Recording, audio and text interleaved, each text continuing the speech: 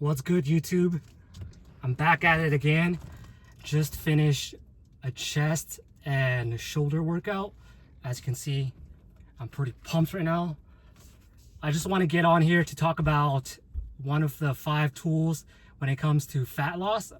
I want to emphasize on cardio. So there's 3 different approaches to cardio that I take. So you can either do the 30 minutes to an hour of low intensity to mid intensity after weightlifting, which I usually do because I just prefer doing it that way. But there's 2 other approaches you can take as well. You can also try to take the approach where you eat a meal, preferably if it was a carb meal, then you would go outside and walk for about 10 to 15 minutes every meal, preferably carbs, just because carbs, you utilize it a lot better when you do some low intensity afterwards, so it doesn't give you that insulin spike, and you would convert that more into energy than fat. But don't try to cheat yourself doing that by going like speed 1 mile per hour and doing that for 20 minutes and thinking that's gonna do anything. If you're just doing some very, very low intensity after your meal, it's not gonna do much. So just try to keep it around 2 to 3 miles per hour. You'll know if you're cheating yourself or not. And then the third approach, which I usually take some time, would be getting the 10,000 to 15,000 steps per day. So there's days where I would just rest and not do any cardio when it comes to going to the gym. So I'll just do some walking outside or just trying to get my steps in, and I try to work my way up to about 10 to 15,000 steps. I'm not saying that you have to do 1 out of the 3. You can also try to combine them. For example, you can do about 20 minutes on the treadmill after your workout, but you can also try to aim for about 10,000 steps as well. The other thing is you can try to combine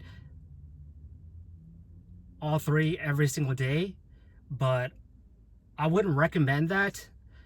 I prefer just to be very consistent with it. So 5 out of the 7 days, I'll do about 30 minutes to an hour of cardio after my weightlifting session. And then the other 2 would be my rest days, where I would just do about 10,000, 15,000 steps, some light to moderate intensity, as well as just doing some steps right after my meals. If you have any questions, just let me know when it comes to these 3 different approaches on cardio wise. I know it's a little bit vague the way I'm trying to describe the way I do it, but if you want me to be more specified about something, just let me know.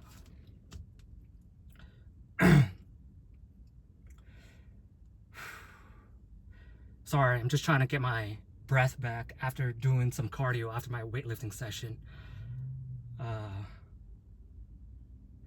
The thing about doing the cardio after every meal is that, of course, everyone has different amount of meals per day. So some guy can have just 1 meal and another guy could have 6 meals. So what do you do in that case? If you're a guy that eats once per day, then I would suggest just doing the 10,000, 15,000 step approach. But I don't mind.